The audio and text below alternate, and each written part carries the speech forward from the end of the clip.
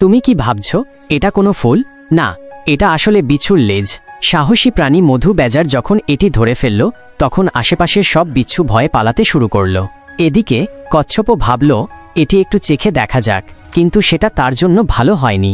এরপর মধু বেজার সবাইকে তার আরেকটি বিশেষ ক্ষমতা দেখাল, এক বিশাল মাংসভুক গাছ তৈরি করল। খরগোশ হুডি তখন পুরো স্তব্ধ হয়ে গেল।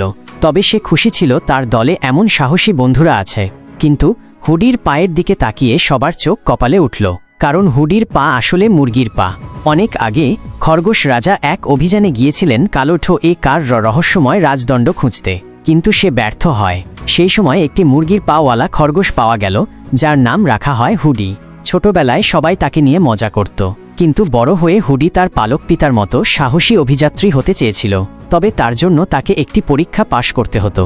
পরীক্ষার সময় তার মুরগির পায়ের কারণে সে ফাঁদে পড়ে গেল এবং ভালোভাবে দাঁড়াতেই পারছিল না। সে পরীক্ষায় ব্যর্থ হল। নিজেকে প্রমাণ করার জন্য সে তার জেলে বন্দি থাকা কাকা পুরনো পায়ের সাহায্য নিতে গেল। ডাঙার নিচে বন্দি কয়েক স্তরের মধ্যে এক। প্রথম স্তরে ছিল হিংস্র মুরগি, 2 দ্বিতীয় স্তরে ছিল রাগী গরু ভাইরা, 3 তৃতীয় স্তরে মানসিক অস্থির সূর্য ভাই, 4 চতুর্থ স্তরে কেবল কিছু হাড়, 5 পঞ্চম ও শেষ স্তরে এমনকি পাহারাদার ব্যাংকটিও নামতে ভয় পায়। হুডি ভয়ে ভয়ে কাকা পুরনো পায়ের কাছে পৌঁছাল। সে কালো রাজদণ্ডের অবস্থান জানতে চাইল। পুরনো পা ইচ্ছা করে বই মাটিতে ফেলে দিল। হুডির মাথার পালক নিয়ে তার খাঁচা খুলে দিল এবং কয়েকজন ভয়ঙ্কর অপরাধী নিয়ে পালিয়ে গেল।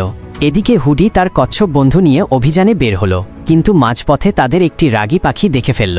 তাড়াতাড়ি তারা ফিরে গিয়ে পুরনো পাকে সতর্ক করল। এরপর হুডি শহরে গিয়ে বড় গরিলা থেকে তথ্য নিতে গেল। গরিলা প্রতারণা করতে চেয়েছিল, কিন্তু তখনই মধু বেজার হাজির হলো। সে গরিলাকে শিক্ষা দিয়ে তথ্য বের করে আনল। তাদের যাত্রা অব্যাহত ছিল। সবাই আতঙ্কে ছিল। মধু বেজার আবার তার বিশেষ ক্ষমতা ব্যবহার করল এবং তার ধোঁয়ার আঘাতে সবাই অজ্ঞান হয়ে গেল। এটা ছিল পার্ট 1। পার্ট 2 দেখার জন্য TX সালমান ইউটিউব চ্যানেলটি সাবস্ক্রাইব করে রাখুন। ধন্যবাদ সবাইকে ভিডিওটা এতক্ষণ দেখার জন্য। আর যদি ভালো লাগে তাহলে একটা লাইক করে দিন।